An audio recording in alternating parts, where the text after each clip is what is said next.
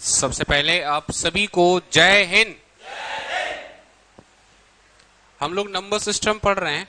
Number system में जो पहला टाइप है, टाइप्स ऑफ नंबर्स, संख्याओं के प्रकार के कॉन्सेप्ट्स जितने भी हैं वो हम पढ़ चुके हैं। अब हम प्रीवियस ईयर क्वेश्चंस डिस्कस कर रहे हैं, यानी इस पर अलग अलग एग्जाम्स में जो क्वेश्चन पूछे गए हैं उनको हम लोग पढ़ रहे थे। तो इस कड़ी में हमने जो लास्ट क्वेश्चन किया है वो हमने किया था 891 और 892 के वर्ग के बीच कितने पूर्णांक हैं, है ना। अगला क्वेश्चन यहां से आगे।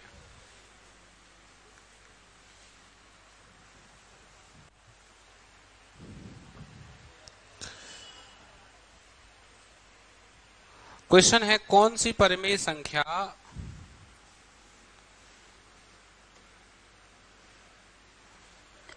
9.2 और 10.5 के बीच है।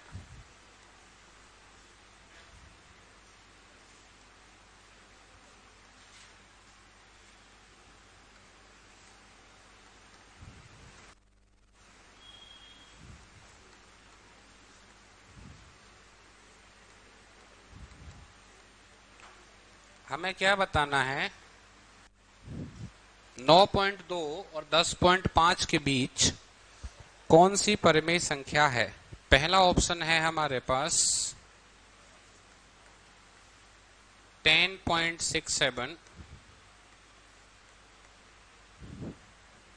दूसरा है 9.08,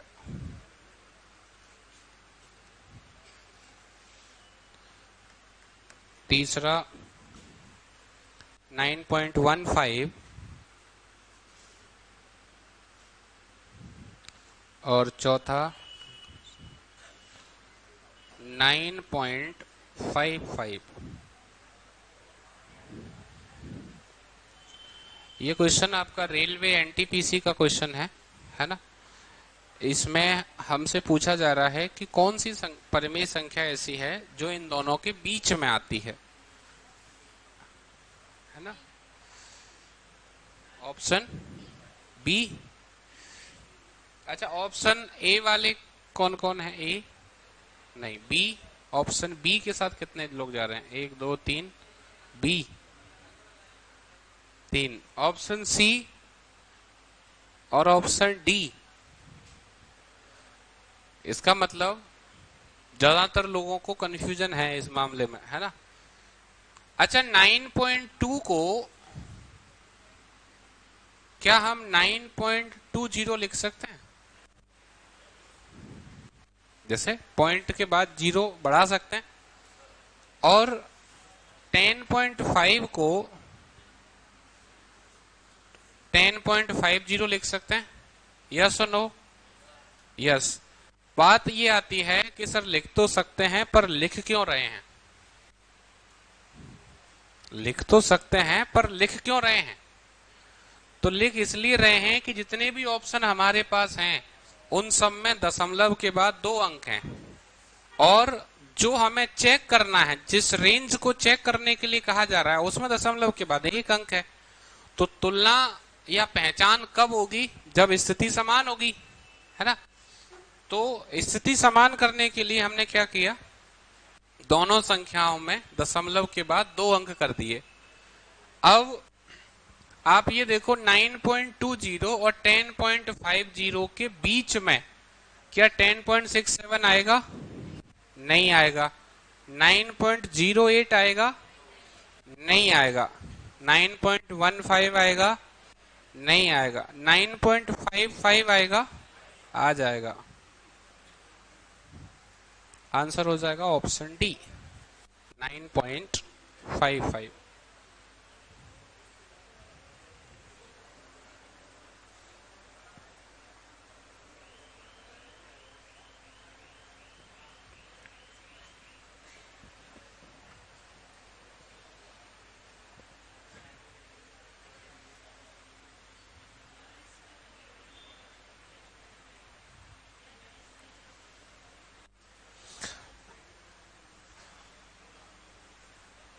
नेक्स्ट,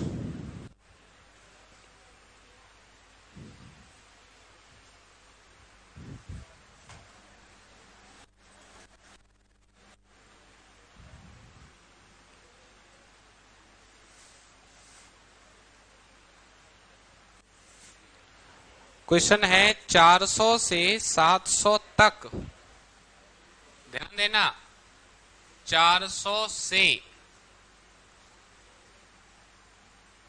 700 तक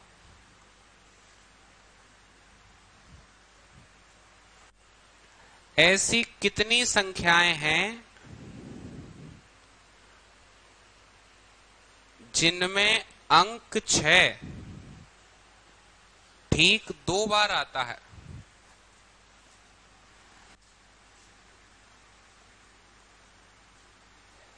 अंक 6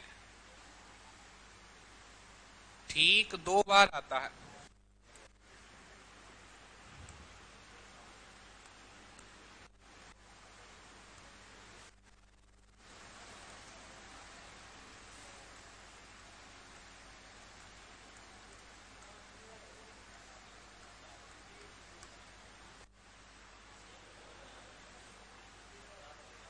ऑप्शन है आपके पास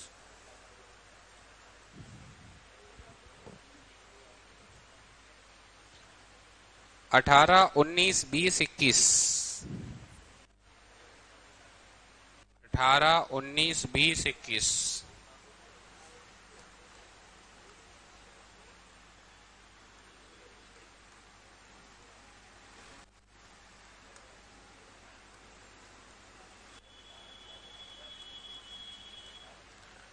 आंसर आया किसी का? कुछ आया हो इसमें से? प्रियंका 21, हाँ 18, हाँ ठीक है। कितने लोगों को क्वेश्चन समझ में नहीं आया? ये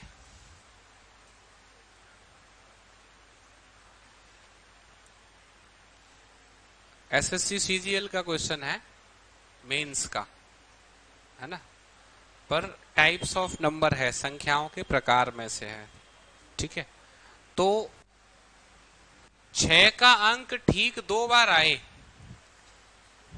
6 का अंक ठीक 2 बार, ठीक 2 बार का मतलब क्या है? ना तो 2 से कम ना 2 से ज्यादा, है ना। तो 400 से 700 तक चलना है, तो 400 से 700 में 6 का अंक 2 बार कब आ सकता है? 466, 566,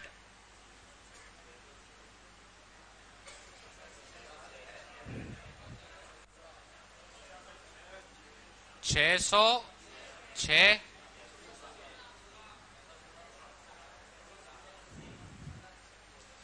616, 626, 636, 646, 656, 660, 661, 662, 663, 664, 665, 667, 668, 669, 676, 686, 696,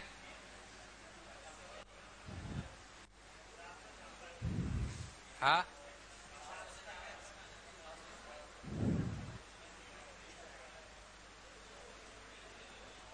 कितने हो गए? 21 हो गए? 20 हो गए? कोई छूट रहा है? कौन सा? 666। हाँ ये तो बिल्कुल अच्छी बात बता दी। हम क्या कह रहे हैं? ठीक 2 बार, ठीक 2 बार का मतलब ना 2 से कम ना 2 से ज्यादा। तो 666 मैंने लिखा कहाँ है ये बताओ? हटेगी जब लिखा हो। कितने हैं?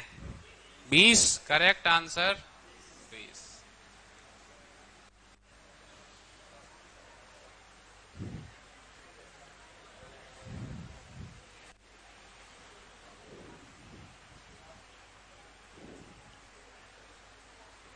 अगला क्वेश्चन।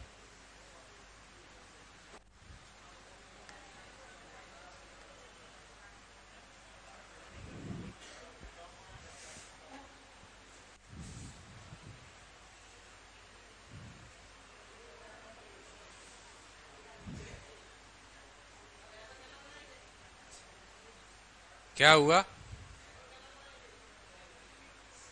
बात 50,000 की है।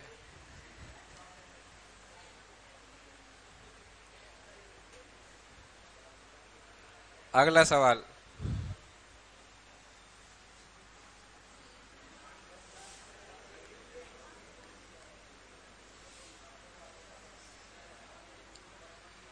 √2 माइनस √3 होल स्क्वायर है ऑप्शन ए एक पूर्ण संख्या,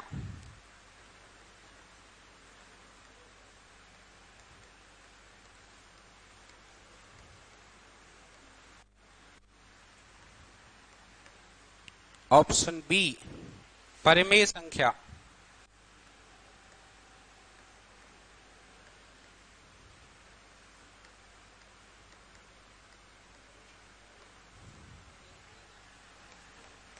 सी अपरिमेय संख्या।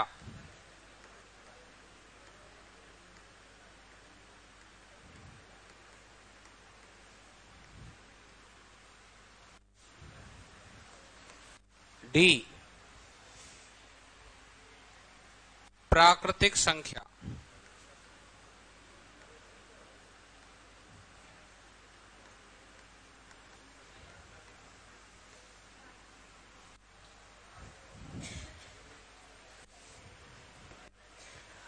एग्जाम में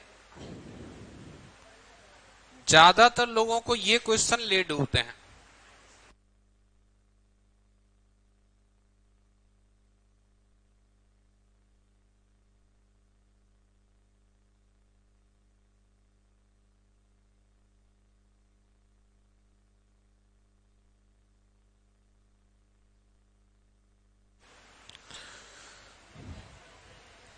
ऐसे क्वेश्चन मेरिट लिस्ट को ऊपर नीचे ले जाते हैं ऐसे क्वेश्चन, क्योंकि इसमें आप कैलकुलेशन नहीं कर सकते, इसमें आपके कॉन्सेप्ट काम आते हैं। और कॉन्सेप्ट हमने सीखे तो होते हैं पर स्ट्रांग नहीं होते, तो मामला अटक जाता है। क्या लगता है, बताओ क्या होगा? अपरिमेय संख्या। अच्छा, कितने लोग कह रहे हैं अपरिमेय? लेकिन ध्यान रखना जो हाथ खड़े कर रहे हैं, हाँ मैं पूछूंगा क्यों, तुक्का नहीं मारना। दो दो स्टूडेंट कह रहे हैं अपरिमेय, बाकी के और क्या कह रहे हैं? परिमेय। परिमेय वाले कितने हैं? एक। फिर प्राकृतिक, प्राकृत natural number,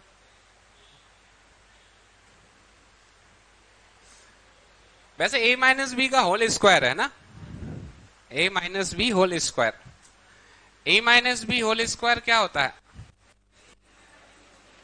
a square plus B square minus 2ab, यही होता है। तो अगर मैं यहां पर √2 माइनस √3 का होल स्क्वायर ओपन करूं तो क्या आ जाएगा? √2 का स्क्वायर 2, √3 का स्क्वायर 3 माइनस 2, ए भी करेंगे तो √6 हो जाएगा, है ना।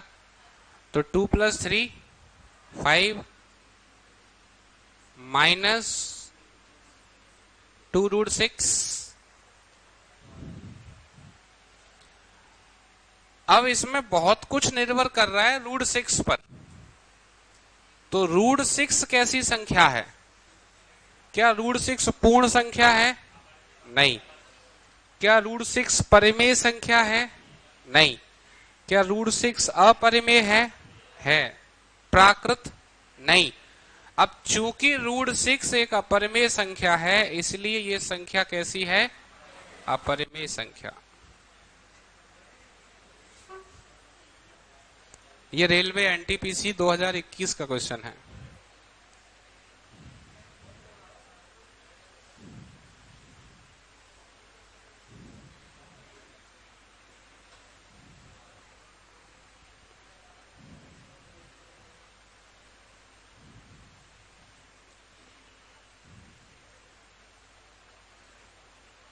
अगला क्वेश्चन,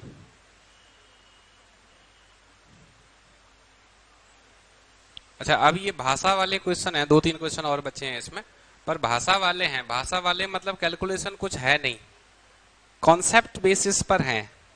ठीक है, लिखो क्वेश्चन। ये लिखना ही पड़ेगा, बोर्ड पे क्या बता सकते हैं इसको। क्वेश्चन है, इनमें से कौन सा कथन सत्य है। कौन सा कथन सत्य है। कथन नंबर 1, पहला कथन लिखो, प्रत्येक पूर्ण संख्या एक प्राकृतिक संख्या है। कथन लिखो, कथन, पहला कथन लिखो। हाँ, मैथ ही पढ़ रहे हैं, रीजनिंग नहीं है ना। कथन लिखो, क्योंकि जब मैंने कथन कहा तो कथन कथन है। पहला है, प्रत्येक पूर्ण संख्या एक प्राकृतिक संख्या है। दूसरा, प्रत्येक पूर्णांक एक परिमेय संख्या है। प्रत्येक पूर्णांक एक परिमेय संख्या है।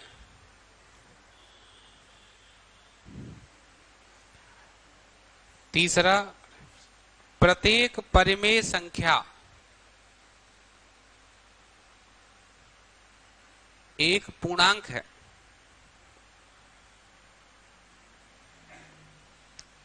बस ये 3 है।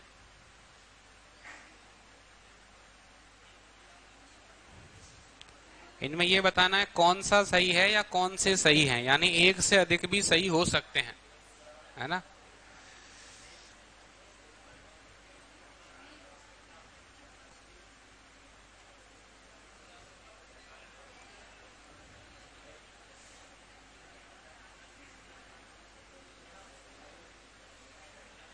चेक करें, बना किसी का कुछ। कौन सा पहला सही है। अच्छा, दूसरा सही है, तीसरा। अच्छा सच बताओ, क्या ये क्वेश्चन परेशान नहीं करते। करते हैं। अब ये परेशान कब नहीं करेंगे, जब बहुत अच्छी पकड़ होगी कॉन्सेप्ट पर। तब जैसे इसने पहला कथन लिया, प्रत्येक पूर्ण संख्या एक प्राकृतिक संख्या है, यानी हर पूर्ण संख्या एक प्राकृतिक संख्या है। तो क्या ये सच है। नहीं। मैंने पूर्ण संख्या की परिभाषा क्या बताई थी आपको। मैंने कहा था कि जब प्राकृतिक संख्याओं के समूह में शून्य को शामिल कर दिया जाए, इसका मतलब शून्य पूर्ण संख्या तो है पर प्राकृतिक संख्या नहीं है। अब जब शून्य प्राकृतिक संख्या नहीं है तो प्रत्येक पूर्ण संख्या प्राकृतिक संख्या नहीं हो सकती। यस और नो। तो पहला स्टेटमेंट गलत, पहला गलत है ना। दूसरा, प्रत्येक पूर्णांक एक परिमेय संख्या है।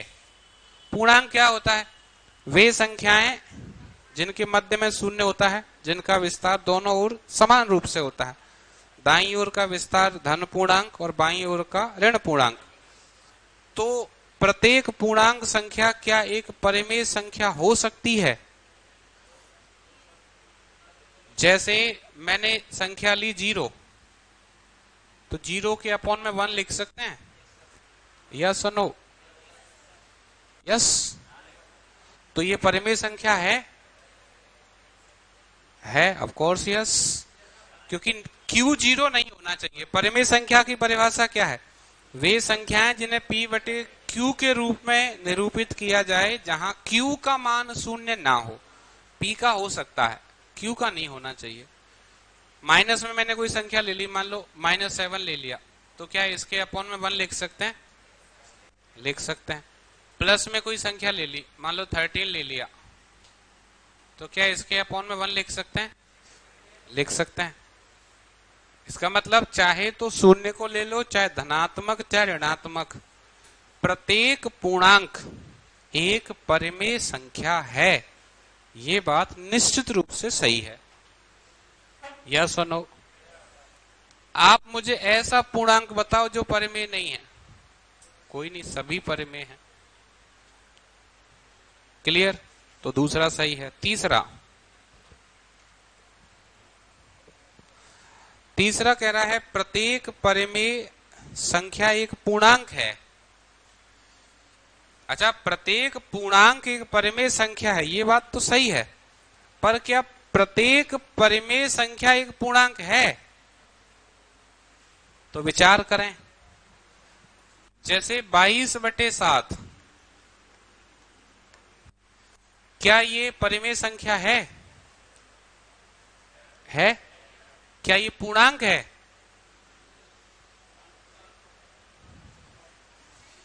नहीं है। पूर्णांक कहां है? पूर्णांक प्लस में होता है, माइनस में होता है, पर होता तो प्राकृतिक संख्याओं का समूह है, तो प्राकृतिक तो नहीं है, दशमलव में जाएगा ये तो। 3.14, क्या ये परिमेय है? क्या ये संख्या परिमेय है? ऑफ कोर्स यस है। पॉइंट हटाओ, नीचे 100 हो जाएगा, तो परिमेय बन गई। क्या ये संख्या पूर्णांक है? नहीं है। तो क्या प्रत्येक परिमेय संख्या पूर्णांक है? नहीं है। तो ये भी गलत। करेक्ट आंसर केवल 2 सही है, दूसरा सही है।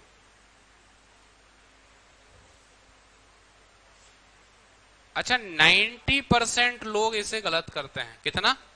90%। अभी जो है ये बैच हमने शुरू किया है एसएससी के लिए। अच्छा, शुरू में मेरी कोशिश होनी चाहिए कि आसान आसान पढ़ा के एडमिशन बढ़ा लिए जाएं। यस और नो? लेकिन मेरा सिद्धांत है, चंदन की चुटकी भली और गाड़ी भरा न काठ, चतुर तो एक ही भला और मूर्ख भले न 60। पागलों की भीड़ इकट्ठी नहीं करनी है, कंटेंट तो टॉप क्लास ही पढ़ाना है। क्यों? क्योंकि हमारा उद्देश्य है सिलेक्शन। सीट तो भर जाएंगी, आप समझो। अच्छे कंटेंट को अच्छा स्टूडेंट तो हर हाल में समझेगा उसका महत्व। बाकी लोग कहीं हो सकता है बैग उठा के निकल लें, तो जो यहीं से भाग रहा है, आपको लगता है वो परीक्षा को फेस कर पाएगा? नहीं, तो उसका तो भाग जाना ही बेहतर है। यस और नो? हाँ, इसलिए ऐसे क्वेश्चंस को भी फेस करना है, क्योंकि इनमें आप होल स्क्वायर तो लगाने से रहे, इनमें आपका पेन भी नहीं चलेगा, क्योंकि कैलकुलेशन तो है ही नहीं। इनमें देखा जाएगा पकड़ कितनी मजबूत है टॉपिक पे। अगला क्वेश्चन ऐसे ही है, भाषा वाला, और रेलवे पूछता है, मैं आपको बता दूं, और एसएससी भी पूछता है। जैसे कई लोग रेलवे सुनो खुश हो जाए, चलो ठीक है एसएससी में बच जाएंगे। नहीं, एसएससी पूछेगा। कितने कराएंगे? बूंद बूंद से घड़ा भरता है। इसलिए कितने आएंगे की बजाय ये देखो कि मुझे छोड़ना नहीं है, मुझे अपना कॉन्सेप्ट स्ट्रांग रखना है ना, और हो जाएगा, ये भी पक्का है। देखो, कोई भी काम जब आप उसे पहली बार करते हो मुश्किल लगता है। जैसे आपने 10th क्लास के एग्जाम दिए, बोर्ड एग्जाम्स, तो टफ लगे होंगे, मतलब बोर्ड की परीक्षा दे रहे हैं। अब आपसे कोई कहो 10th क्लास के एग्जाम, अरे ठीक है दे देंगे आराम से, है ना। तो अगर इसको यहां फेस कर लेंगे तो एग्जाम में फेस करने में दिक्कत नहीं आएगी। सीधे एग्जाम में ही फेस करेंगे तो फेस खराब हो जाएगा, है ना। लिखो, एक अशून्य, हाँ सुधा,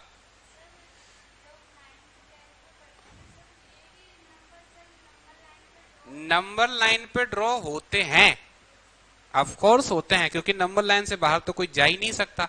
नंबर लाइन पे तो अपर में भी ड्रॉ होता है। नंबर लाइन पे तो हम √2 और √3 को भी दिखाते हैं, पर नंबर लाइन पे दिखाने का मतलब पूर्णांक होना नहीं होता है। पूर्णांक संख्याएं तो प्राकृतिक संख्याओं का समूह होता है, धनात्मक और ऋणात्मक, जिनके मध्य में शून्य होता है। वो दशमलव में नहीं चलती हैं, है ना। नंबर लाइन पे तो दिखाते हैं, क्योंकि अगर आप नंबर लाइन पर नहीं दिखाओगे फिर दिखाओगे कहां नंबरों को, है ना। लिखो एक अशून्य, अशून्य लिखना एक साथ,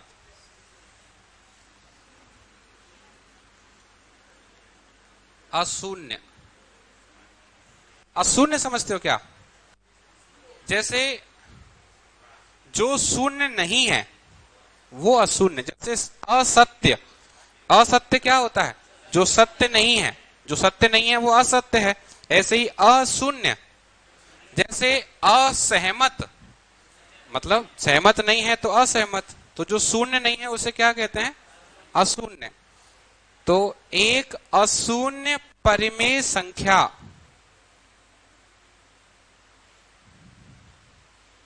एक अशून्य परिमेय संख्या का ऋणात्मक, ऋणात्मक को इंग्लिश में कहते हैं नेगेटिव, है ना। ऋणात्मक क्या है?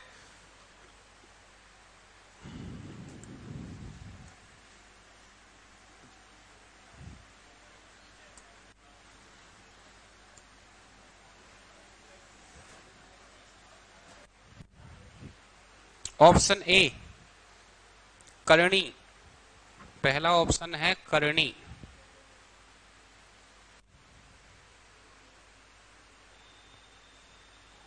दूसरा ऑप्शन शून्य।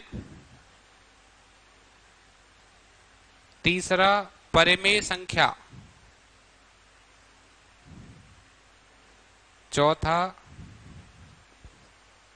अपरिमेय संख्या।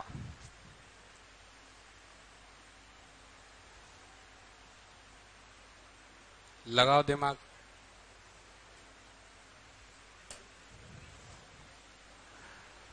पहले क्वेश्चन को समझ लो क्या कहना चाह रहा है, तब फिर आंसर लगा पाओगे। अशून्य मतलब वे जो शून्य नहीं है। तो ऐसी अशून्य परिमेय संख्या, कोई भी अशून्य परिमेय संख्या हो सकती है। तो बताओ कौन सी संख्या? 1, 2, 3, 4 कोई भी ले सकते हैं, है ना। तो जैसे मैंने 3 ले लिया, तो क्या 3 जो है, 3 परिमेय संख्या है? 3 परिमेय संख्या है, यस और नो? यस, क्योंकि 3/1 लिख सकता हूं मैं। अब ये कह रहा है इसका नेगेटिव, ऋणात्मक, तो 3 का नेगेटिव क्या होगा? -3।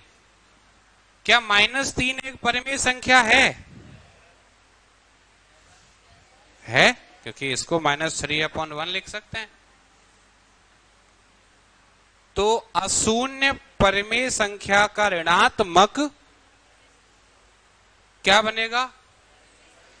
अच्छा, ये परिमेय है कि अपरिमेय है? -3/1 परिमेय अपरिमेय? परिमेय। तो आंसर होगा परिमेय संख्या, ऑप्शन सी। अपरिमेय तो वो होती है जिसको अपन लिख नहीं पाए फ्रैक्शन में, जिसकी भिन्न ना बने। इसकी तो बन रही है ना। अच्छा, ये इतनी आसान बात है, ये इतनी आसान है, पर किसके लिए? जिसको पूरा ज्ञान है उसके लिए। अच्छा, ये माना कि हमें नहीं है, पर हो जाएगा अगर अभ्यास होगा तो। अगला क्वेश्चन। हालांकि मुझे मालूम था कि आज की क्लास जो है कईयों को भारी पड़ेगी, पर ठीक है, कोई बात नहीं, पढ़ना भी चाहिए। एक आध क्लास तो हैवी होनी चाहिए। देखो, कौन सा कथन असत्य है? कौन सा कथन असत्य है? पहला, नंबर 1, कोई सबसे बड़ी प्राकृतिक संख्या नहीं है। पहला कथन है कोई सबसे बड़ी प्राकृतिक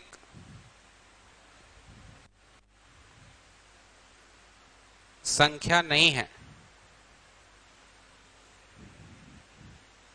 दूसरा, एक सबसे छोटी प्राकृत संख्या है। एक सबसे छोटी प्राकृत संख्या है।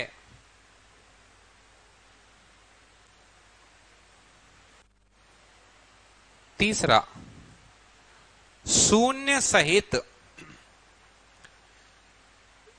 सभी प्राकृत संख्याओं को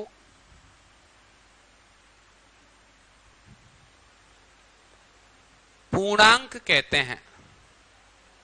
शून्य सहित सभी प्राकृत संख्याओं को पूर्णांक कहते हैं।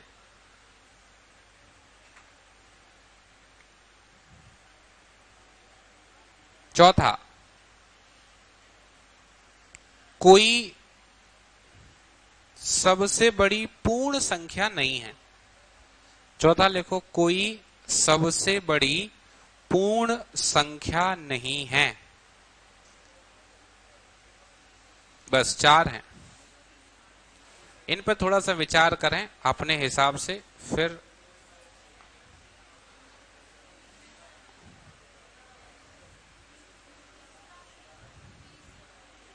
तीसरा, पहले चारों पढ़ लेना है ना, उसके बाद अपना आंसर चुनना है ना। फिर बाद में कहना नहीं हम तो वही लगा रहे थे, वो नहीं, जो लगाना है वो अभी पहले लगा लो।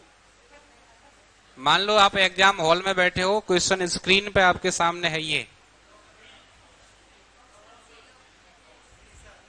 चलो ऑप्शन ए वाले कितने हैं? ऑप्शन ए एक बंदा है। अच्छा, ऑप्शन ए कह रहा है कोई सबसे बड़ी प्राकृतिक संख्या नहीं है। क्या ये सत्य है कि असत्य है? ये असत्य है। ये सत्य है, क्योंकि सबसे बड़ी प्राकृतिक संख्या क्या होती है? अनंत। अनंत क्या होता है? अनंत क्या कुछ नहीं। अनंत का मतलब क्या है? जैसे मान लो कोई इकाई, दहाई, सैकड़ा, हजार आ रहा है, तो वो चला गया अरब, खरब, बोला वो करब बोला पता ही नहीं मुझे क्या है। तो आप एक सीमा तक तो जा सकते हो, उसके बाद क्या है? Infinite. But infinite non defined term है। जैसे आप इनफाइनाइट को डिफाइन कर सकते हो? नहीं। इनफाइनाइट मतलब क्या? अनंत। अनंत क्या? अनंत है ना। तो अनंत डिफाइन नहीं है, इसलिए ये कथन सत्य है। हालांकि मैंने ये बताया था आपको कि इनफाइनाइट जैसा कुछ होता नहीं है, पर क्या है कि जब हमारी सीमा समाप्त हो जाए तो हम कह देते हैं, जैसे कई लोग कहते हैं गांव में पुराने लोग कि पोरसा से आगे सरग है। पुराने बुजुर्ग कहते हैं कि पोरसे से आगे सरग है। अब इसका मतलब क्या पोरसा से आगे स्वर्ग है? नहीं, पर वो पोरसा से आगे गए ही नहीं, तो उनके लिए तो स्वर्ग है। समझे आप? यानी जहां तक आपकी रेंज है वहां तक तो आप बता सकते हो, पर जहां आपकी रेंज समाप्त होती है वहां से आगे इन्फिनाइट लग जाता है।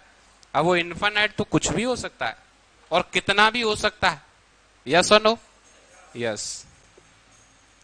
अगला, एक सबसे छोटी प्राकृत संख्या है। सत्य है, इसमें कोई दिक्कत नहीं। शून्य सहित सभी प्राकृत संख्याओं को पूर्णांक कहते हैं। गलत, उन्हें पूर्ण कहते हैं, पूर्णांक नहीं कहते। करेक्ट आंसर ऑप्शन सी, ये गलत है। क्योंकि मैंने जब पूर्ण संख्या बताई थी तब आपको लिखवाया था या बताया था कि यदि प्राकृतिक संख्याओं के समूह में शून्य को शामिल कर लिया जाए तो पूर्ण संख्याएं बनती हैं, ना कि पूर्णांक, है ना। लास्ट क्वेश्चन, लास्ट इस टाइप से, है ना, फिर अपन टाइप चेंज करेंगे। कौन सा कथन सत्य है? ये कथन वाले मैंने सब एक तरफ बचा के रख लिए थे, मैंने कहा इनको एक साथ करा देंगे। नंबर 1, एक एक अभाज्य संख्या है। हाँ, एक एक अभाज्य संख्या है। ऑप्शन बी, संख्या 2 को छोड़कर सभी अभाज्य विषम संख्याएं हैं। संख्या 2 को छोड़कर सभी अभाज्य विषम संख्याएं हैं। तीसरा, 1 और 20 के बीच 1 और 20 के बीच 7 अभाज्य संख्याएं हैं।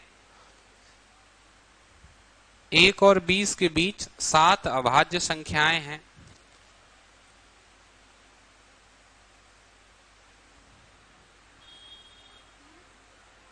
एक और 20 के बीच 7 अभाज्य संख्या है ना। चौथा, यदि संख्या x अभाज्य है तो संख्या x + 1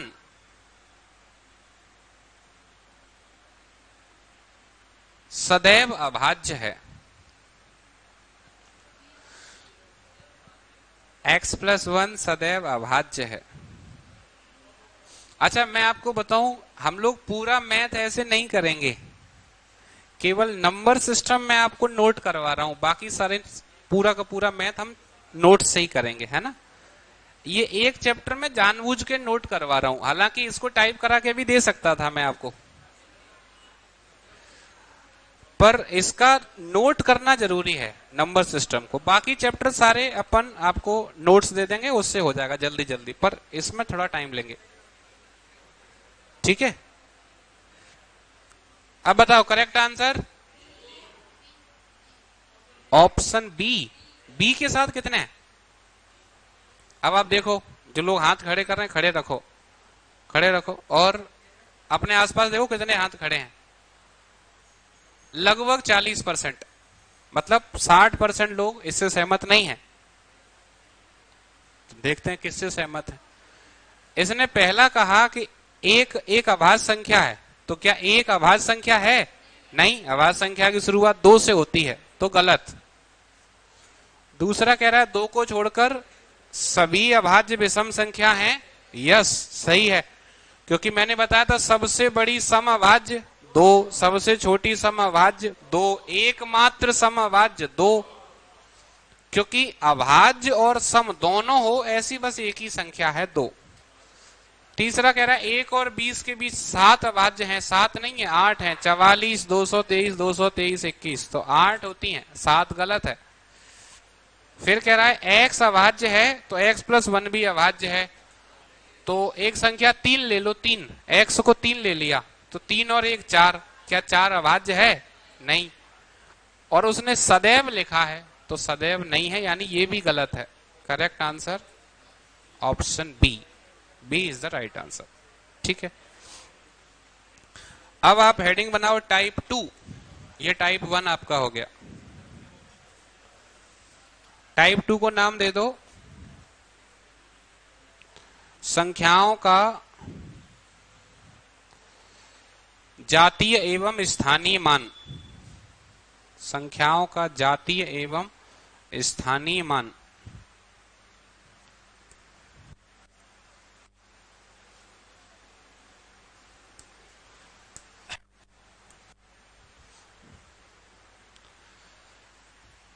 अब समझो ये क्या है। जैसे मैथ में हमें मालूम है कि बहुत प्रकार की संख्या हैं, जिनमें से हमने 14 प्रकार की संख्याओं के बारे में पढ़ा। अब जितनी भी संख्या हम मैथ में पढ़ते हैं,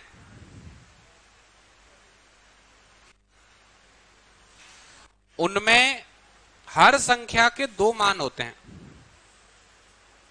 हर संख्या के 2 प्रकार के मान होते हैं, एक उसका जातीय मान होता है और एक उसका स्थानीय मान होता है। पर यहां हम किस संख्या की बात करते हैं? जनरली हम पूर्ण संख्याओं की बात करते हैं, पूर्ण संख्याओं की। ठीक है, अब कौन से दो मान हैं? एक है जातीय मान और एक है स्थानीय मान। अब जैसे कोई व्यक्ति है तो हर व्यक्ति की एक जाति होती है, आप सबकी एक जाति है। तो क्या आपकी जाति कभी बदलती है? जैसे आप मुरैना में हो, गांव में गए तो आप शर्मा हो, दिल्ली गए तो बर्मा, और मुंबई पहुंचे तब तक सिंघानिया। ऐसा होगा? नहीं। यानी जाति कभी नहीं बदलती। तो अगर जाति नहीं बदलती तो जातीय मान भी नहीं बदलता। जातीय मान क्या है? किसी भी संख्या का स्वयं का मान उसका जातीय मान होता है, जो कभी भी बदलता नहीं है। जैसे संख्या 5, तो 5 की जाति 5, 6 की जाति 6, 7 की जाति 7, 9 की जाति 9, ये कभी बदलेगी नहीं। आप बचपन से लेकर, जन्म से लेकर अंतिम पड़ाव तक अपने पूरे जीवन में चाहे कुछ भी हासिल कर लो, चाहे कितना भी आगे बढ़ जाओ, आपकी जाति नहीं बदलेगी। या सुनो, अब लड़कियां यहां एक्सेप्शन है ना, हम सामान्य तौर पर बात कर रहे हैं ना। तो जातीय मान वो मान है जो कभी बदलता नहीं है, अंकों का स्वयं का मान। जैसे देखो, मैंने यहां एक संख्या लिखी 8 7 6 5 7 2। अच्छा, इसमें 5 की जाति क्या है? 5 की जाति 5, 6 की जाति 6, यहां 7 की जाति 7, और इस वाले 7 की जाति 7। यानी जाति मान तो कभी बदलता है ही नहीं, वो तो वही रहेगा, है ना। जाति मान का एक और नाम होता है जो अभी रिसेंटली कुछ एग्जाम्स में पूछा गया है ना। क्या? इसको हम या तो बोलते हैं अंकीय मान,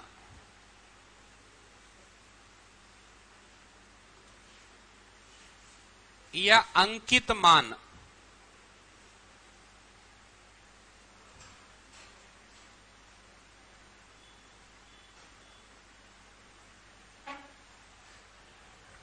अगर क्वेश्चन में लिख के दे, जैसे मान लो उसने ये क्वेश्चन दे दिया, फिर कह दिया कि 7 का अंकीय मान बताइए, तो आप कहोगे सर सिलेबस से बाहर चला गया। अंकीय मान का मतलब जातीय मान, इंग्लिश में कहते हैं लोकल वैल्यू या फेस वैल्यू, है ना। तो लोकल वैल्यू और फेस वैल्यू चेंज नहीं होती है। ठीक है। दूसरा, स्थानीय मान, नाम से समझो, स्थानीय में क्या आ रहा है? स्थान, यानी स्थान के अनुसार जो मान परिवर्तित हो उसे स्थानीय मान कहते हैं। तो ये मान कैसा है? ये परिवर्तनशील है, ये बदलता रहेगा। किसके अनुसार? स्थान के अनुसार। और जातीय मान अपरिवर्तनीय है, ये बिल्कुल नहीं बदलेगा चाहे किसी भी स्थान पे चला जाए, क्योंकि किसी भी स्थान पे जाने से जाति नहीं बदलती, पर स्थान पे जाने से मान तो बदलता है ना। जैसे आप अपने घर में हो तो आपका एक स्थान है, अब मामा के यहाँ चले गए तो वो एक स्थान है पर मान बदलेगा। बुआ के यहाँ गए या किसी और के यहाँ गए तो स्थान बदलने पे मान बदला, जाति बदली नहीं। तो स्थानीय मान स्थान के अनुसार बदलता रहेगा। इसको हम प्लेस वैल्यू कहते हैं। क्या कहते हैं? Place value. जैसे हमने एक संख्या लिखी, वही वाली 876572, तो 2 का स्थानीय मान कितना? 2। 7 का स्थानीय मान 70, 5 का स्थानीय मान 500। यानी जिस अंक का स्थानीय मान निकालना हो उस अंक के बाद कितने अंक हैं ये देखना है। जितने अंक हैं उतने जीरो रख देना है। जैसे 6, 6 के बाद कितने अंक हैं? 3 अंक हैं, तो 3 जीरो लिख देंगे। तो 6 का स्थानीय मान क्या हो जाएगा? 6000। 7 का स्थानीय मान 70,000। 8 का स्थानीय मान 8 लाख। मतलब मान बदल रहा है। तो दो तरीके के मान होते हैं, एक होता है जाति मान, एक होता है स्थानीय मान। नोट करो।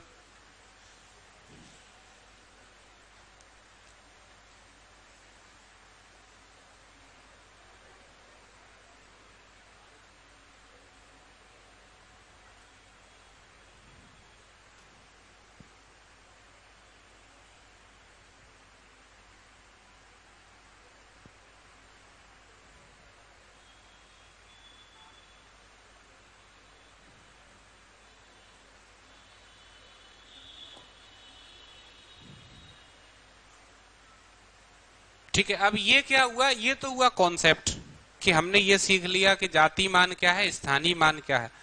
पर हमेशा याद रखना, कॉन्सेप्ट केवल पहली सीढ़ी है, पहला स्टेप होता है कॉन्सेप्ट की समझ विकसित करना, उस कॉन्सेप्ट को सीखना। दूसरी सीढ़ी है पी वाई क्यूज, कि जो ये मैंने सीखा है इससे क्वेश्चन कैसा बनता है, कैसे बने हैं अभी तक। तो अब हम देखेंगे कि यहां से एग्जाम में कौन से क्वेश्चन बने हैं और किस पैटर्न पे क्वेश्चन आगे आ सकते हैं, वो सारे, है ना। नोट हो गया?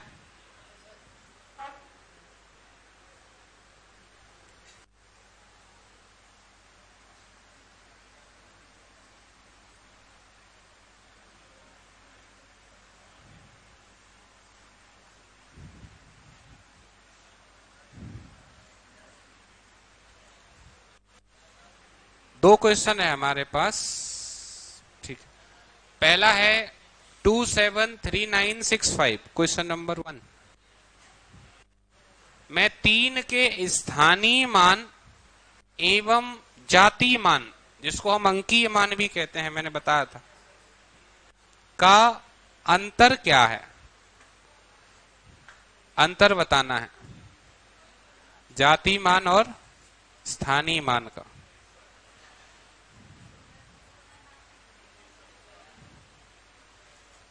ये रेलवे एएलपी का क्वेश्चन है, एएलपी में पूछा गया है। पहला, दूसरा दोनों एक साथ लिख लो, दोनों को करेंगे फिर दोनों को इकट्ठा चेक करेंगे। दूसरा है 3728456 में 7 के जातीय मान एवं स्थानीय मान का योग, 7 के जातीय मान और स्थानीय मान का योग। ये क्वेश्चन रेलवे ग्रुप डी का है ना।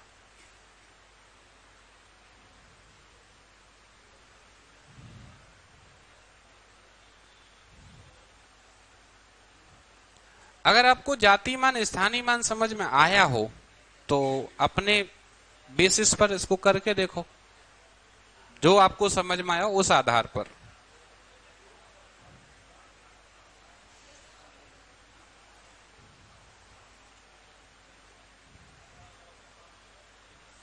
तो पहले वाले को चेक करें।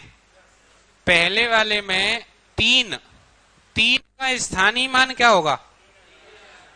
3 के बाद 3 अंक हैं, जितने अंक हैं उतने जीरो रख दो, तो 3000। और 3 का जातीय मान 3, क्योंकि 3 की जाति हमेशा 3 रहेगी।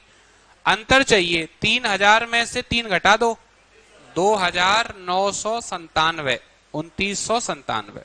ये पहले का आंसर होगा, यस और नो। दूसरे में 7 के जाति और स्थानीय मान का योग, तो 7 का स्थानीय मान 7 लाख। 7 के बाद 5 संख्या है तो 5 जीरो रख देंगे, तो इकाई, ढाई, सैकड़ा, हजार, 10,000, लाख, 7 लाख।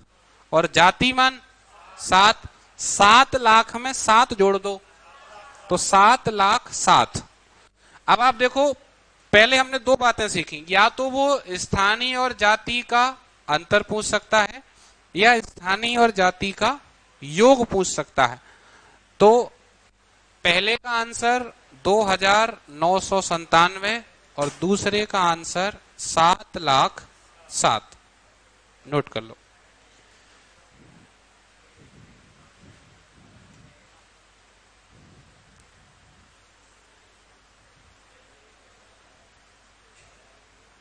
ठीक है, इसमें और भी क्वेश्चन है पर आज की क्लास को हम यहीं तक रखेंगे। कल हम इसके प्रीवियस ईयर क्वेश्चन और देखेंगे, है ना।